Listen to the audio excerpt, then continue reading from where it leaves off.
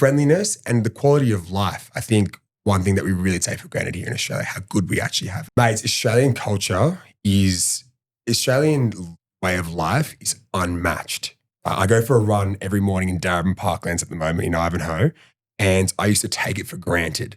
You hearing the birds chirp in the morning. I saw a kookaburra for the first time in like 3 years, right? And I was so fixated on the kookaburra. I'm like watching him go, and I was like, fuck yes. And you don't appreciate those things until you move on the other side of the world, right? And just the friendliness of Australians. Hey mate, how you going? I've come back here, I'm like, what do you want? Why are you talking to me? Or going to the local cafe, people asking you about what's on for the rest of the day. I'm like, what is this transactional conversation that's going on? So the friendliness and the quality of life, I think one thing that we really take for granted here in Australia, how good we actually have it.